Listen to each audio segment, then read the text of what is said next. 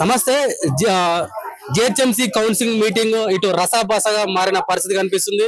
ఇటు మేయర్ కు మరియు బీఆర్ఎస్ పార్టీ కార్పొరేటర్లకు మధ్య పెద్ద ఎత్తున వాగ్వాదం జరిగిన పరిస్థితి కూడా కనిపిస్తుంది. పెద్ద ఎత్తున మీరు ఇండస్ట్రియల్ ల్యాండ్ కి సంబంధించి చర్చ చేస్తున్నారు. ఏం చెప్తారు దాని గురించి? డెఫినెట్ గానీ ఈ రోజు భూ కుంభకోణం మీకు కళ్ళారా జరగబోతుంది. ఎందుకంటే ముందుగా గతంలో హెచ్యూ ల్యాండ్స్ మీద 400 ఎకరాలు ఏదైతే వాళ్ళు అమ్ముకోవడానికి ప్రయత్నించారో, ప్రైవేటైజేషన్ చేసి అమ్ముకోవడానికి ప్రయత్నించారు ప్రైవేట్ వాళ్ళకి, దాన్ని సుప్రీంకోర్టు ఆపడం జరిగింది. ఈ రోజు మళ్ళీ 9292 ఎకరాలు ఆల్మోస్ట్ ఇండస్ట్రియల్ ఏరియా ఏదైతే జిహెచ్ఎంసీ పరిధిలో, జిహెచ్ఎంసీ లిమిట్స్ ఇన్నర్ ఓఆర్ఆర్ లో ఏదైతే ఉన్నాయో ఆ ల్యాండ్స్ అన్నిటినీ కూడా మళ్ళీ ప్రైవేటైజేషన్ చేసి మళ్ళీ దాన్ని రెగ్యులరైజ్ చేయడానికి ప్రయత్నిస్తున్నారు రేవంత్ రెడ్డి గారు. మేము కోరుకునేది ఒకటే, ఇదంతా జిహెచ్ఎంసీ పరిధిలో. ఈ రోజు హైదరాబాద్ సిటీలో ప్లే గ్రౌండ్స్ లేవు, అలాగే గ్రేవ్ యార్డ్స్ లేవు, అలాగే మంచి పార్క్స్ లేవు, అలాగే ఏదైతే కమ్యూనిటీ హాల్స్ లేవు. ఇలాంటి ఏదైతే ఉన్నాయో ముందుగా ఏదైతే ప్రజలకు అవసరమైన వసతులు కావాలో వాటి మీద ఇన్ని ఎకరాలని వాళ్ళు ఎలాగైతే కనిపెట్టారో అవన్నీ కూడా మాకు జిహెచ్ఎంసీకి అందిస్తే మేము ఏదైతే ప్రజలకు అవసరాలు ఉంటాయో, నిత్య అవసరాలు ఉంటాయో దాన్ని తీర్చడానికి ప్రయత్నించాలని చెప్పి మేము జిహెచ్ఎంసీలో డిమాండ్ చేయడం జరిగింది మేయర్ గారిని. ఈ విషయం ఏదైతే జియో 27 ఏదైతే తీసారో దాన్ని డెఫినెట్ గా ఏదైతే దాన్ని రద్దు చేసి మేము అడిగిన విధంగా అట్లీస్ట్ 50% ఆఫ్ ల్యాండ్స్ ని మాకు జిహెచ్ఎంసీకి హ్యాండ్ ఓవర్ చేయవలసిందిగా ముఖ్యమంత్రికి డిమాండ్ చేయమని చెప్పి మేయర్ గారిని మేము అడగాలనుకున్నాం. ఈ ల్యాండ్స్ వల్ల అందరికి ఉపయోగం ఉంటుంది, ఇది హెచ్యూ భూముల లెక్క కాదని చెప్పేసి మాట్లాడుతున్నారు కదా. ఎలా ఉపయోగం ఉంటదండి? ఇప్పుడు ప్రతి గవర్నమెంట్ చేసే పని ఇప్పుడు జనరల్ గా ఏదైనా రెగ్యులరైజేషన్ చేయాలి. మీరు ఆల్రెడీ కేటీఆర్ గారు మీ అందరి సమక్షంలో మీడియా పాయింట్ లో చెప్పారు, ఎక్స్ప్లెయిన్ చేశారు. ఆయన కూడా ఒక ఇండస్ట్రియల్ మినిస్టర్ గా వర్క్ చేసిన ఆయన. ఇప్పుడు ఆయన చెప్పారు ఏంటి, ప్రతి ఒక్క గవర్నమెంట్ వచ్చాక గవర్నమెంట్ లో డబ్బులు కావాల్సిన పరిస్థితులు ఉన్నప్పుడు, గవర్నమెంట్ కి ఏదైతే సంక్షేమ పథకాలు లేకపోతే అభివృద్ధి చేయాలనుకున్నప్పుడు డబ్బులు కావాలి, నిధులు కావాలి అనే సమయంలో వాళ్ళు ఏం చేస్తారంటే 100% ఎస్ఆర్ఓ రేట్ కి, ఏదైతే ఎస్ఆర్ఓ రేట్ మార్కెట్ వాల్యూ కి ఎస్ఆర్ఓ రేట్ కి డెఫినెట్ గా డిఫరెన్సెస్ ఉంటాయి. ఏదైతే ఎస్ఆర్ఓ రేట్ కి మేము 100% కట్టాలి, ఎందుకంటే అది గవర్నమెంట్ కి చెందాలి. గవర్నమెంట్ రెవెన్యూ అనేది గవర్నమెంట్ కి రావాలి, దాన్ని బట్టే మనకి ప్రయోజనాలు జరుగుతాయి, ఏదైతే గవర్నమెంట్ కి నిధులు అందుతాయి అనే ఉద్దేశంతో మనం కూడా గతంలో పెట్టడం జరిగింది. కానీ ఈ రేవంత్ రెడ్డి గారు చేసే భూ కుంభకోణం ఏంటి అంటే దాంట్లో 30% అంటే ఎస్ఆర్ఓ వాల్యూ 30,000 ఉంటే దాంట్లో 30% అంటే 3,000 నుంచి 5,000 మాత్రమే వాళ్ళు తీసుకుని పెడుతున్నారు. అంటే మిగతా డబ్బులన్నీ ఎవరి జేబులోకి వెళ్ళాలి? ఏం చెప్పి మీరు అమ్మడానికి ప్రయత్నిస్తారు? కొన్ని ఎవరికి అమ్ముస్తున్నాడు? బడా వాళ్ళ కుటుంబ సభ్యులకు అమ్ముతున్నాడు, బడా బిజినెస్ పర్సన్స్ కి అమ్ముతున్నాడు. ఎవరిని అడిగి అమ్ముతున్నాడు? 9292 ఎకరాలు దాదాపు ఈ రోజు హైదరాబాద్ సిటీలో మార్కెట్ వాల్యూ చూసుకుంటే 5 లక్షల కోట్ల భూముల్ని ఎవరి కోసం నువ్వు అమ్మటానికి పెట్టావు? ఎలా రెగ్యులరైజ్ చేస్తావు? రెగ్యులరైజేషన్ స్కీమ్ లో ఆ పాలసీలో కూడా మేము అడిగేది ఒకటే, గతంలో పెట్టిన పాలసీ ఏదైతే 100% ఇప్పుడు డైరెక్ట్ ఓనర్ అయితే టీఎస్ఐసి ల్యాండ్స్ కానీ ఇండస్ట్రియల్ ల్యాండ్స్ ఏదైతే ఒక పర్సన్ అలాట్ చేశారో 100% ఎస్ఆర్ఓ రేట్ కి మేము గతంలో రెగ్యులరైజ్ చేయడం జరిగింది. ఒకవేళ అది థర్డ్ పర్సన్ కి చేంజ్ అయితే 200% ఎస్ఆర్ఓ రేట్ కి మేము రెగ్యులరైజ్ చేయడం జరిగింది. మీరు అదే పాలసీని కంటిన్యూ చేయండి, లేదా ఈ పాలసీ కంటిన్యూ చేయాలనుకుంటున్నాం దాంట్లో 50% ఆఫ్ ల్యాండ్ పబ్లిక్ యూజ్ అయ్యేటట్టు చేయాలి. 50 ఎందుకంటే జిహెచ్ఎంసీ మీరు ఈ రోజు హైదరాబాద్ సిటీ భావితరాలకి పిల్లలకి కనీసం ప్లే గ్రౌండ్స్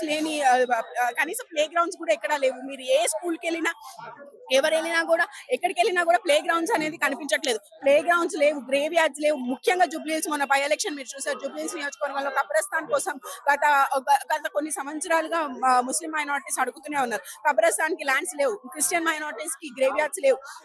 అలాంటిది గ్రేవ్ యార్డ్స్, పార్క్ నిర్మాణమో, లేకపోతే కమ్యూనిటీ హాల్స్, లేకపోతే అంగన్వాడీ స్కూల్స్, లేకపోతే ప్రభుత్వ పాఠశాలలు, ప్రభుత్వ కళాశాలలు, ఏదైతే కాలేజెస్ అలాంటి వాటికి యూజ్ చేయాలి. కానీ నువ్వు వీటన్నిటిని దేనికి చేస్తున్నావు? అంటే ఎవరికి తీసుకుపోతే మేయర్ గారు ఏమన్నారు దీని గురించి? మాకు మాట్లాడే ఛాన్స్ ఇవ్వలేదు, ఇది ఎజెండాలో లేదు, ఇది అవసరం లేదు అంటుంది. కానీ ఇది చాలా హాట్ టాపిక్ ఇప్పుడు, ఎందుకంటే ఇది నిన్న మొన్న జరిగిన విషయాన్ని గురించి ఇప్పుడు మేము ఎప్పుడో మాకు ఆల్మోస్ట్ 2 months అయింది మాకు ఈ కౌన్సిల్ పెడతానని చెప్పి మెసేజ్ చేసి. మేము 2 months బ్యాక్ మేము ఎట్లా పెడతాం క్వశ్చన్, ఎజెండాలో ఎలా పెడతారు?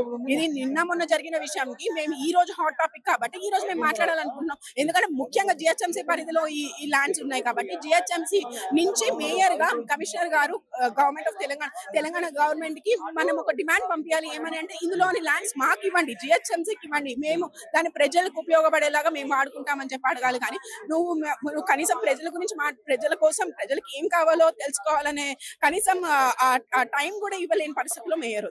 అంటే 2 కోట్లు కేటాయించారని చెప్పేసి కూడా పెద్ద చర్చ నడుస్తుంది. ఈ టైంలో 2 కోట్లు కేటాయించడం కరెక్టేనా? ఇప్పుడు 5 సంవత్సరాలు మా పీరియడ్ అండి. ఇప్పటికైనా కనిపెట్టి కనీసం కార్పొరేటర్లు ఉన్నారు అని చెప్పి 2 కోట్లు ఆవిడ చేతిలో నిధులు ఉన్నాయంటే 5 సంవత్సరాల నుంచి కూడా ఇవ్వచ్చు కదా. సరే ఇప్పుడు ఇచ్చారు, 2 కోట్ల నిధులు ఇచ్చినందుకు జిహెచ్ఎంసీ కమిషనర్ గారికి మేము ధన్యవాదాలు తెలియజేసుకుంటున్నాం. అలాగే ప్రభుత్వానికి కూడా మేము ధన్యవాదాలు తెలియజేసుకుంటున్నాం. కానీ నేను అంటది ఏంటంటే దీంతో పాటు వాటర్ బోర్డ్, మెయిన్ గా వాటర్ బోర్డ్ లో ఏదైతే మాకు ఆల్రెడీ రోడ్స్ కొన్ని శాంక్షన్ అయి ఉన్నాయి కానీ పెండింగ్ లో ఉన్నాయి. రోడ్స్ వేయలేని పరిస్థితి, ఎందుకంటే దాంట్లో సివరేజ్ లైన్ వేయాలి, వాటర్ లైన్ వేయాలి. సివరేజ్ లైన్ కి వాటర్ బోర్డ్ కి వెళ్తే వాటర్ బోర్డ్ లో బడ్జెట్ లేదు. ఇప్పుడు మేము అడిగేది ఒకటే, ఈ 2 కోట్ల బడ్జెట్ నువ్వు ఇచ్చేసారని పేరుకి ఇచ్చేస్తే ఆ ఇంటర్నల్ గా గ్రౌండ్ లెవెల్ కి వెళ్ళేసరికి మేము చేయలేని పరిస్థితి, ఎందుకంటే వాటర్ బోర్డ్ లో కూడా డబ్బులు కావాలి. అదే ముఖ్యమంత్రి రేవంత్ రెడ్డి గారు ఎలాగైతే జిహెచ్ఎంసీకి నిధులు కేటాయించి ఇలా ఇవ్వడం జరిగింది 2 కోట్ల నిధులు, అలాగే వాటర్ బోర్డ్ లో కూడా పర్టికులర్ గా ఒక్కొక్క కార్పొరేటర్ ఇంత నిధులు అనేది శాంక్షన్ చేస్తే మేము ఏదైతే శాంక్షన్ అయిన రోడ్స్ ఉన్నాయో ఈజీగా అన్ని పనులు కూడా చేసుకోగలుగుతాం. ఇండస్ట్రియల్ కి సంబంధించిన భూములపైన పెద్ద చర్చ జరిగింది. ఏం చెప్పారు? మేయర్ గారికి ఎటువంటి వినతి పత్రం ఇచ్చినారు? వినతి పత్రం కాదు, యాజ్ ఎ కౌన్సిల్ లో మాకు ఒక తీర్మానం తీసుకునే అవకాశం ఉంటది. సో దాంట్లోనే భాగంగా మేయర్ గారికి విజ్ఞప్తి చేసినాము. ఏదైతే GO 27 ఉందో దాన్ని రద్దు చేసే విధంగా ఒక తీర్మానం పెట్టి ప్రభుత్వానికి పంపించాలని చెప్పి విజ్ఞప్తి చేసినాం. కానీ దాన్ని పట్టించుకోలేదు మేయర్ గారు. అంటే వాళ్ళు కూడా దాంట్లో భాగస్వాములు కాబట్టి దాన్ని పట్టించుకోనట్టుగా వాళ్ళు వ్యవహరించినారు. అండ్ మోర్ ఓవర్ దాని గురించి డిస్కస్ చేయాల్సిందే, ఇది చాలా ఇంపార్టెంట్ అంశం అని చెప్తూ దాన్ని పట్టించుకోకుండా వాళ్ళు దాన్ని పక్కకు పెట్టే ప్రయత్నం చేశారు. ఆల్మోస్ట్ 10,000 ఎకరాల పైగా భూమి, అది ప్రభుత్వం కాదు, ప్రజల సొమ్ము. గతంలో బీఆర్ఎస్ ఉన్నప్పుడు ఇదే ఇండస్ట్రియల్ ల్యాండ్స్ ని ఇండస్ట్రియల్ జోన్స్ కి అట్లాగే అక్కడ ఉద్యోగాలు చేసుకునే వాళ్ళకి రెసిడెన్షియల్ పర్పస్ చేసుకోమని చెప్పింది. దీంట్లో ఎంప్లాయ్మెంట్ క్రియేట్ చేశారు, అక్కడ ఉన్న ప్రజలకి మంచి చేసే విధంగా ఒక జీవో తీసుకోవచ్చు. కానీ ఇప్పుడున్న ప్రభుత్వం రియల్ ఎస్టేట్ బిజినెస్ చేసుకోవడానికి ఆ ఇండస్ట్రియల్ జోన్స్ అన్నిటిని కూడా కమర్షియల్ జోన్స్ మీద కన్వర్ట్ చేస్తూ ఆ భూములని తక్కువ ప్రైస్ కి కొట్టేయాలన్న ప్రయత్నం చేస్తారు. ఎందుకంటే ఆల్మోస్ట్ 5 లక్షల కోట్ల విలువ చేసే భూములు 40-50 కోట్లకే అమ్మడం, 30% డిఫరెన్స్ తోటి అమ్మడం, మళ్ళీ అమ్మిన తర్వాత వాళ్ళ ఫ్యామిలీ మెంబర్స్ దాన్ని కొనుక్కొని వెంచర్లు వేరే రకంగా దాన్ని యూజ్ చేసుకునే ఏదైతే స్కామ్ ఉందో దాన్ని ఎండగట్టాలన్న ఉద్దేశంతో మేము ఈ రోజు దీని వల్ల ఇటు కొన్న వారికి గానీ, ఇటు అమ్మిన వారికి గానీ, ఇటు ప్రభుత్వానికి గానీ, ఇక్కడ ప్రజలకు గానీ ఎవరికి ఎటువంటి నష్టం ఉండదని ప్రభుత్వం చెప్తున్న పరిస్థితి. ప్రభుత్వం చెప్తుంది, ఎందుకంటే చాలా స్కామ్స్ వాళ్ళు చేసిరు వాళ్ళ దగ్గర. ఇప్పుడు కాంగ్రెస్ 2G స్కామ్ చూడొచ్చు, మీరు కామన్వెల్త్ స్కామ్ చూడొచ్చు, మిగతా ఎన్నో స్కామ్స్ వాళ్ళు చేశారు. దానికంటే పెద్ద స్కామ్ ఇది.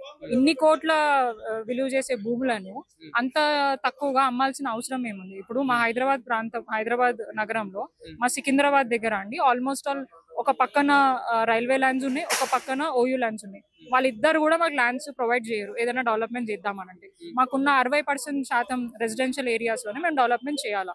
సో అక్కడ ఎటువంటి జాగాలు లేవు. ఇప్పుడు మేము ఏదైనా 2 BHK కట్టమన్నా, ఫంక్షన్ హాల్స్ కట్టమన్నా, గ్రేవ్ యార్డ్స్ కట్టమన్నా, ఇంకా స్పోర్ట్స్ కాంప్లెక్స్ కట్టమన్నా జాగాలు లేవు. ఉన్న జాగాలు కూడా కబ్జాలు అయిపోయినాయి అండ్ కోర్టు పరిధిలో ఉన్నాయి. సో దాని మీద ఏమైనా చర్యలు తీసుకోమంటే తీసుకోరు. ఉన్న ల్యాండ్లు ఏమో వీళ్ళు అమ్ముకుంటా అని అంటారు. ఎందుకు అమ్ముకోవాలా? ఇప్పుడు జాగా లేదు అని అంటున్నారు డెవలప్మెంట్ చేయడానికి, మరి ఉన్న జాగాని డెవలప్మెంట్ చేయొచ్చు కదా. ప్రజల అవసరాల గురించి వాడుతున్నా అని అనుకున్నప్పుడు అవి దాన్ని ఉపయోగపడే విధంగా దాన్ని యూజ్ చేసుకుంటే ప్రజలకి యూజ్ అవుతాయి. కానీ వాళ్ళ అవసరాల గురించి వాళ్ళు అమ్ముకొని దాన్ని ఎన్కాష్ చేసుకొని ఆ డబ్బులన్నీ తింటాం అంటే డెఫినెట్ గా మేము యాక్సెప్ట్ చేసేది ఉండదు.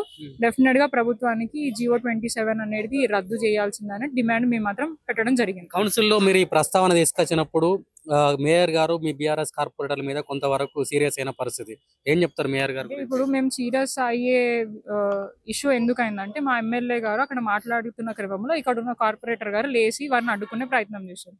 సో దాన్ని మేము ఆపినాం. పూర్తిగా వారు చెప్పనే లేదు, లేచి దాని గురించి ఎక్స్ప్లెనేషన్. ఇప్పుడు మేయర్ గారే అంటున్నారు ఒక సభ్యులు మాట్లాడినప్పుడు ఇంకొక సభ్యులు మాట్లాడొద్దని. మరి మాట్లాడుతున్నాం అట్లా ఇంటరప్ట్ చేసినప్పుడు డెఫినెట్ గా మేము కూడా అపోజ్ చేసే రైట్ మాకు ఉంది. సో అపోజ్ చేసే క్రమంలో కొద్దిగా ఆర్గ్యుమెంట్ అయింది. ఆర్గ్యుమెంట్ అయిన క్రమంలో మేయర్ గారు వాళ్ళ టెంపర్ లూజ్ అయినారు, ఇక్కడ ఉన్న కార్పొరేటర్ వాళ్ళ టెంపర్ లూజ్ అయినారు. కొంచెం వేడిగా కొద్దిగా డిస్కషన్ అయితే జరిగింది. సో వారి చేరికి గౌరవం ఇవ్వాలంటే అదే గౌరవాన్ని మేయర్ గారు కూడా మాకు ఇస్తే ఖచ్చితంగా మంచి హెల్దీ డిస్కషన్ ఉంటుందని మేము భావిస్తున్నాం. వారు కూడా అక్కడ ఉండి మీరు సబ్జెక్ట్ లేకుండా వచ్చిండ్రు, సబ్జెక్ట్ లేకుండా మాట్లాడండి. సబ్జెక్ట్ లేకుండా కౌన్సిల్కి ఎవరు పంపించరు. అన్ని వేల మంది ఓట్లు వేసి గెలిపి 5 ఏళ్ల పాటు మేము ఇన్ని సేవలు చేసుకుంటే వారు అట్లాంటి మాటలు మాట్లాడడం కరెక్ట్ కాదు. అండ్ అదే రకంగా కొంతమంది సభ్యులు వారిని కూడా నువ్వు అని సంబోధించడం కూడా కరెక్ట్ కాదు. దాన్ని కూడా మేము వ్యతిరేకిస్తున్నాం. కానీ అయినా చైర్లో కూర్చున్నప్పుడు గౌరవం ఉన్నప్పుడు వారు కొద్దిగా ఆ కంట్రోల్ తప్పకుండా మాట్లాడితే ఇంకా బాగుంటుందనే ఉద్దేశం మాకుంది. ఈ రోజు 2 కోట్ల బడ్జెట్ కూడా కేటాయించినట్టు కూడా కొంతవరకు వార్తలు వస్తున్నాయి. ఆ బడ్జెట్ గురించి ఏం చెప్తారు? ఇప్పుడు 2 కోట్ల బడ్జెట్ ఎప్పుడు ఇచ్చిరు? 2 నెలల టైం ఉండగా ఇచ్చారు. 2 ఏళ్ల నుంచి వాళ్ళే ఉన్నారు కదా. గతంలో మాకు బడ్జెట్ ఇవ్వకపోయినా మేము ఎన్నో అభివృద్ధి కార్యక్రమాలు, ఎన్నో కోట్ల నిధులు తీసుకొని వచ్చి చేయడం జరిగింది మా నియోజకవర్గం. కానీ 2 years నుంచి ఇప్పుడు దాకా ఒక రూపాయి ఇవ్వలేదు. ఇప్పుడు టర్మ్ అయిపోతుంటే 2 months టైం ఉండగా ఇప్పుడు 2 కోట్ల నిధులు ఇచ్చారు. దానికి కూడా లిమిటేషన్స్ పెట్టారు. 1 కోటి రూపాయలు కార్పొరేటర్, ఇంకో 1 కోటి రూపాయలు ఇన్ఛార్జ్ మంత్రి ప్రపోజల్ నుంచి రావాలి అని అంటారు. మరి ఇన్ఛార్జ్ మంత్రి కిందకి ఇస్తే 2 కోట్లు డైరెక్ట్ కార్పొరేటర్ కి ఇవ్వచ్చు కదా. ఇప్పుడు ఇన్ఛార్జ్ మంత్రి అని అంటే మా దగ్గర ఓడిపోయిన వాళ్ళు కొంతమంది ఉన్నారు.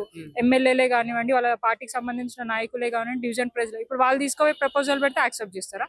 అట్లా యాక్సెప్ట్ చేస్తారు? అది మేము వ్యతిరేకిస్తున్నాం. 2 కోట్ల నిధులు కూడా గ్రౌండెడ్ తొందరగా కావాలా. గతంలో మేము ఎన్నో ప్రపోజల్స్ ఇవ్వడం జరిగింది. ఇప్పటిదాకా అవి ఇంకా టెండర్ ప్రాసెస్ కాలే, ఎస్టిమేషన్స్ ప్రిపేర్ కాలే, ఏం జరగలేదు. ఇప్పుడు 2 నెలలలో 2 కోట్లు ఎట్లా మేము దాన్ని ముందుకు తీసుకెళ్ళగలుగుతాం? ప్లస్ 2 కోట్ల వరకు 2 సీసీ రోడ్లకే అయిపోతాయి నా డివిజన్ లో. అన్ని వర్క్స్ ఉన్నాయి. అండ్ మోర్ ఓవర్ మీరు రోడ్ల కంటే ముందు అక్కడ సివరేజ్ సిస్టమ్ అనేది కొద్దిగా ఇబ్బందికరమైన ఉంది. ఈ బడ్జెట్ ఏదో కొంచెం అలాగే సివరేజ్ సిస్టమ్ కి కూడా హెచ్ఎండబ్ల్యూఎస్ కి ఇస్తే 2 పనులు అయితే. ఇప్పుడు నేను ఎన్ని రోడ్డు శాంక్షన్ తీసుకుపోయి ఆడ పెట్టినా అల్టిమేట్ గా మళ్ళీ సివరేజ్ కాలేదు, వాటర్ ప్రాబ్లం ఉందని చెప్పేసి నేను అక్కడ ఆపేయాలే కానీ దాన్ని పూర్తిగా డెవలప్మెంట్ చేయడానికి అవకాశం ఉంది. సో ఇది అంతా కూడా పొలిటికల్ స్టంట్. ఎలక్షన్లు వస్తున్నాయి, 2 నెలల తర్వాత లోకల్ బాడీ ఉన్నాయి. హైదరాబాద్ నగరానికి ఏం చేసినావు అంటే చెప్పుకోవడానికి ఏం లేదు. నేను 2 కోట్ల నిధులు ఇచ్చినా అని మాత్రం చెప్పుకొని ఓట్లు తీసుకునే ప్రయత్నం చేస్తున్నారని మాత్రమే కనిపిస్తుంది మాకు.